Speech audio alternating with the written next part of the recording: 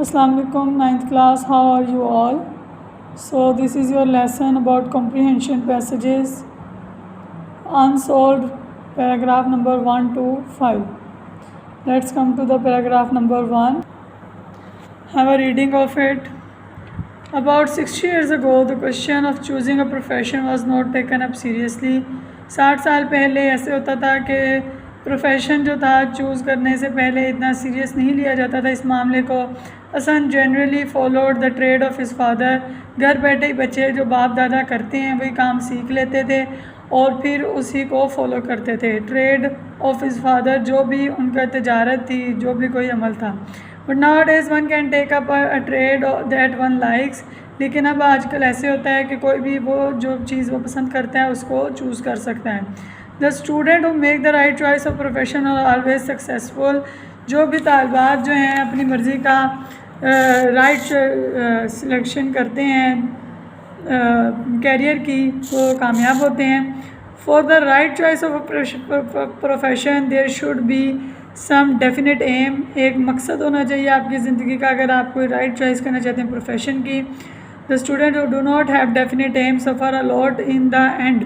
जिनका कोई एम नहीं होता वो बहुत मुश्किल का सामना करते हैं और फिर क्या होता है, they find difficulty in finding job, के उनको मुश्किल होती है एम्प्लॉयमेंट ढूंढने के लिए, कोई भी रोज़गार ढूंढने के लिए. Choosing a profession the teacher and the parents play a very important role. Teachers जो हैं वो बहुत अहम किरदार अदा करते हैं, साथ ही साथ वालिदैन भी. वो कैसे? Teachers keep an I on his people, अपने शागिर्दों पर नज़र रखता है. ही स्टडीज़ देयर हैबिट्स, उसके आदात को जानता है, पढ़ता है. And so he guide his peoples to the right path of life. तो वो अपने शागिर्दों को सही चूज़ करने में सही रास्ता ज़िंदगी का इख्तियार करने के लिए गाइड कर सकता है, रहनुमाई दे सकता है. So what is the first question about the paragraph? You have read the paragraph. You must have the understanding of the paragraph. What were the conditions about the choice of a profession 60 years ago? क्या थी? ये पहली line आपकी आ जाएगी. About 60 years ago, the question of choosing a profession was not taken seriously. ठीक है, seriously नहीं लिया जाता था. ये फर्स्ट क्वेश्चन हो जाएगा आपका. Why did the people not choose the profession seriously? क्यों नहीं थे चूज़ करते? A son generally followed the, because आप यूँ कहेंगे the people did not choose the profession seriously because a son generally followed the trade of his father. Next आ जाएगा, can a student of the present time choose his profession freely? Yes, a student of the present times can choose his profession freely. A student of the present times can choose his profession freely.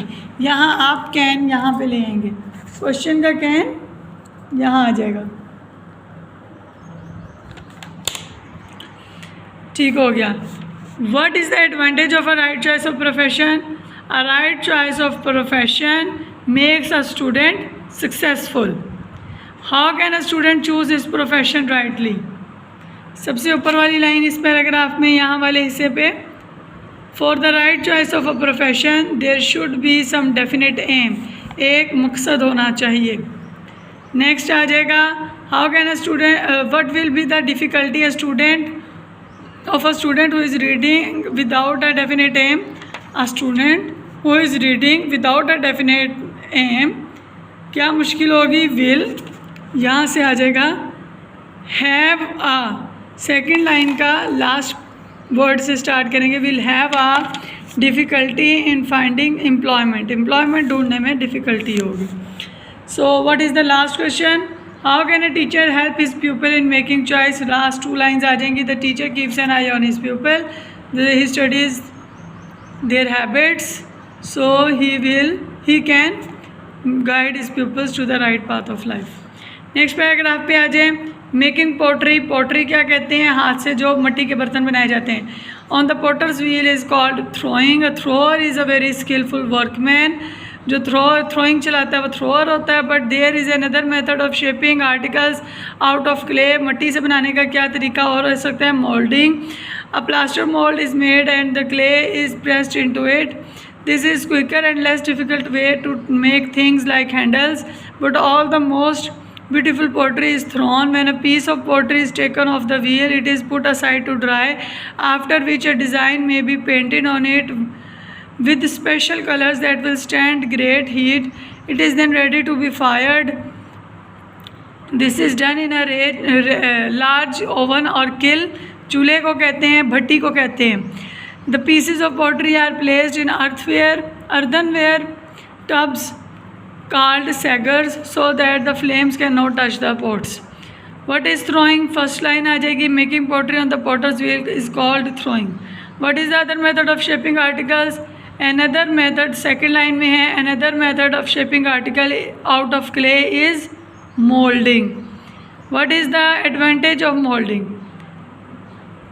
Third line में आ जाएंगे. This is a quicker and less difficult way to making things like handles. How does the potter make designs on the pieces of pottery? क्या करता है? Fourth line से start करेंगे. When a piece of pottery is taken off the wheel, it is put aside to dry, after which a design may be painted on it with special colours that will stand great heat. It is then ready to be fired. How are the pieces of pottery baked in fire? This is आप यूँ कहेंगे, the pieces of pottery baked in fire through a large oven और kiln. ठीक है, through a large oven और किल. हाँ जी, next paragraph की तरफ आ जाए. The sultan sent agents to the all parts of east to buy rare manuscripts and to bring them back to Cordova. Cordova manuscripts कहते हैं जो भी लिखी हुई किताब होती हैं, जो भी शाये की होती हैं. His men were constantly searching the bookseller's shop at Cairo, Damascus and Baghdad for rare volumes for his library. वो एक लाइब्रेरी बना रहा था जिसके लिए किताबें इकट्ठी कर रहा था. When the book could not be bought at any price, जब किताब नहीं ख़रीदी जा सकती थी, he would have it copied, तो फिर वो उसकी नकल कर लेते थे. And sometimes when he heard of a book which was only in the author's brain, जो कि सिर्फ अभी लिखने वाले के दिमाग में थी, वो उसको he would send him a handsome present and begged him to send the first copy to Cordova. उनको इतनी अमाउंट दे देता था कि वो पहली कॉपी कॉर्डोवा भेज दें. By such means he gathered a fewer than 400,000 books. 400,000 से ज़्यादा उसने किताबें इकट्ठी कर ली. This is at time when printing was unknown and every copy had to painfully copied in the fine clear hand of a professional copyist. So what is the first question? Why did the Sultan send his agent to all parts of the East? First line आ जाएगी. The Sultan sent agents to all parts of East to buy rare manuscripts and to bring them back to Cordova. Where and why did they search the bookseller's shop? Second line, his men were searching the bookseller's shop at Cairo, Damascus and Baghdad for rare volumes for his library. What would he do when any book could not be bought at any price? अगर किसी नहीं खरीदी जाएंगी तो क्या होगा? When the book could not be bought at any price, he would have it copied. What would he do when the author had not yet written the book? किताब अभी लिखी भी नहीं है ऑथर के माइंड में, तो वो क्या करेगा? When he heard of a book which was only in the author's brain, he would send him a handsome present and begged him to send first copy to the Cordova. How many books had he gathered? First line यहाँ वाले page पे, he gathered no fewer than 400,000 books. Why was it difficult to collect so many books in those days? It was difficult to collect so many books in those days because at the time printing was unknown. Fourth paragraph पे आ जाएंगे. Musa was commander in chief and the gates were in his charge. उसके commander in chief था और gates का रखवाला था. ठीक है. They had been bird when the Christmas came in view but Musa threw them open our bodies he had will bar the gates. अब वो क्या करता था? नॉर्मली तो उनको क्रिसमस जब आने वाली होती थी तो उनको बंद किया जाता था, लेकिन मूसा कहता था कि मैं इसको खुला रखूँगा। हमारे जो जिस्म है, जो हमारे जिसाम हैं, वो गेट्स की सुलाखें हैं, वो गेट्स को बंद किए हुए हैं। The young men were kindled by such words, and when he told them, "We have nothing to fight, but the ground we stand on, and without that we are without a home or a country." और इस बात ने जो उन्होंने पहले कही थी, उसने तो जो नौजवानों के दिलों को रोशन कर दिया था।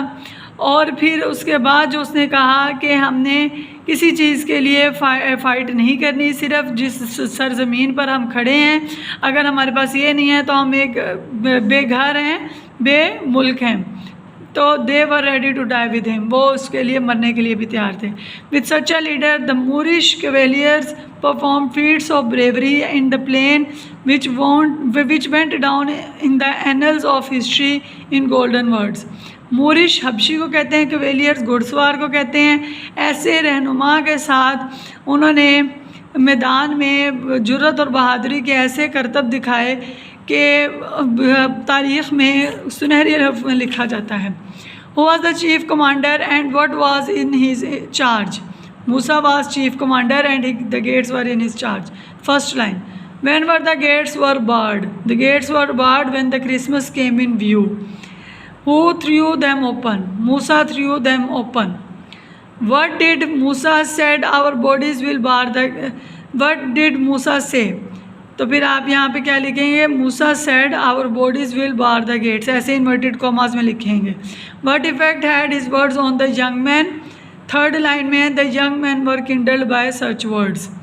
लास्ट पैराग्राफ देखेंगे, early rising is a good habit as it gives us an early start of our day's work. We gain time while the late risers are asleep.